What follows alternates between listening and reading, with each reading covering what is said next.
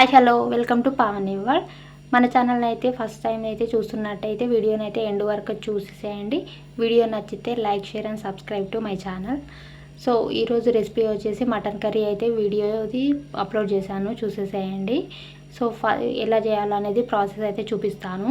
ముందుగా అయితే fresh mutton అయితే తీసుకోవాలి. ఇది వచ్చి 1 kgకి కొంచెం తక్కువ ఉంటుందన్నమాట. సో ఫ్రెష్గా తీసుకొని ఒక 3-4 టైమ్స్ అయితే మంచిగా కడిగేసుకోవాలి. తక్కువ టైమ్స్ కడిగితే కొంచెం స్మెల్ వస్తుంది, నాన్ వెజ్ కదా, అందుకని చెప్పి కంపల్సరీ ఒక 2-3 టైమ్స్ అయితే మంచిగా వాటర్ వేసేసుకొని బాగా కడిగేసుకోవాలి.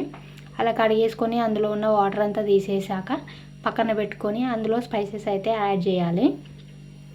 ఫస్ట్ అయితే అల్లం వెల్లుల్లి పేస్టు ఫ్రెష్గా తరుగుకొని వేసుకోండి. అల్లం వెల్లుల్లి పేస్టు టేస్ట్ అయితే బాగుంటుంది, ఫ్లేవర్ కూడా మంచిగా వస్తుంది అనమాట.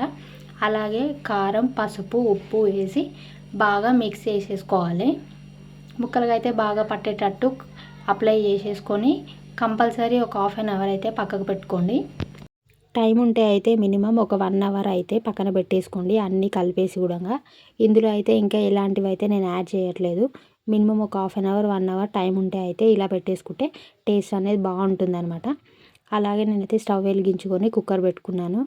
కుక్కర్ హీట్ అయ్యాక అందులో కర్రీకి సరిపోయినంతగా ఆయిల్ అయితే వేసుకోవాలి. ఆయిల్ వచ్చేసి కొంచెం ఎక్కువే పడుతుంది నాన్ వెజ్ కాబట్టి, అలా అని చెప్పి ఎక్కువ కూడా వేయకండి, చూసి వేసేసుకొని ఆయిల్ హీట్ అయ్యాక అందులో కొంచెం సాజీరా అయితే వేసుకోవాలి.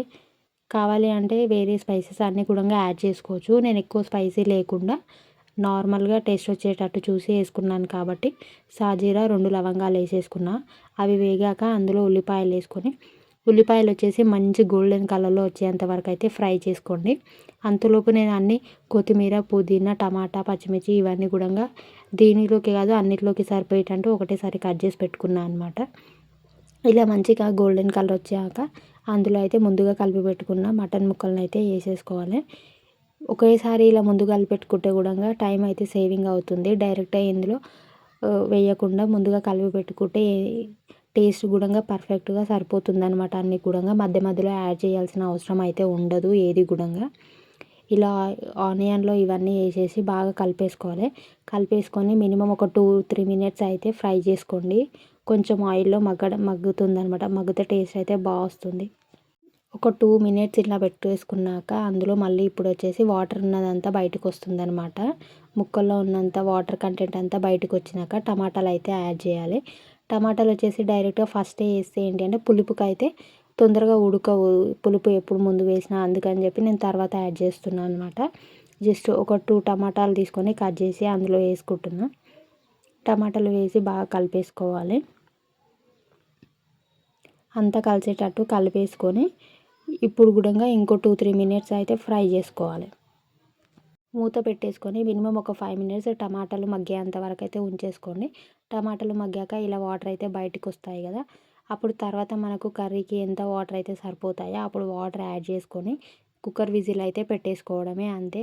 మటన్ వచ్చేసి కంపల్సరీ కొంచెం ఎక్కువ టైం పడుతుంది కాబట్టి మినిమం 3-4 విజిల్స్ వచ్చేంత వరకు అయితే వాటర్ చూసి యాడ్ చేసేసుకొని విజిల్స్ అయితే పెట్టేసుకోండి. మినిమం 4-5 మనం తీసుకున్న మటన్ని బట్టి టైం అయితే పడుతుంది. విజిల్స్ కూడా అలా చూసి ఒకేసారి పెట్టేసుకోండి.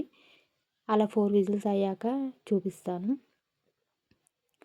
మంచిగా అయితే ఉడికిపోయిందనమాట, చాలా పర్ఫెక్ట్గా ఉడికింది. ఇంకా నేను కొద్దిసేపు వచ్చేసి గరం మసాలాలు వేస్తా కాబట్టి ఇంతవరకు అయితే ఈ వాటర్ సరిపోతుంది అనమాట. ధనియాల పొడి, హోమ్మేడ్ గరం మసాలా అనమాట. ఇంట్లోనే సాజీరా, లవంగా, ఇలాచి అన్ని మిక్సీకి పట్టిన గరం మసాలా వేసేసుకున్నా. అలాగే పైనుంచి కొత్తిమీర, పుదీనా మంచిగా కడిగి తరుగుకొని వేసేసుకున్నాను అనమాట. ఇలా ఫైనల్గా అయితే ఇలా వేసుకొని ఒక 5 మినిట్స్ అయితే మీడియం ఫ్లేమ్లో పెట్టి కుక్ చేసుకుంటే సరిపోతుంది అనమాట. కర్రీ అయితే రెడీ అయిపోతుంది, అస్సలు ఎక్కువ టైం పట్టదు. అలాగని చెప్పి టేస్ట్ అయితే బాగుంటుంది. ఇలా ఆయిల్ అంతా పైకి వచ్చేసాక రెసిపీ అయితే రెడీ అయిపోయినట్టే. కొంచెం నేను గ్రేవీతో చేసాను అనమాట. గ్రేవీతో చేసి అన్నంలోకి కానీ దేంట్లోకైనా నంచుకోవడానికి బాగుంటుందని చెప్పి ఇలా కొంచెం గ్రేవీ టెక్స్చర్ వచ్చేటట్టు చేశాను. ఫైనల్గా రెసిపీ అయితే రెడీ అయిపోయిందండి. ఈ వీడియో కనుక మీకు నచ్చితే అయితే మన ఛానల్ అయితే like, share and subscribe to my channel. Thank you.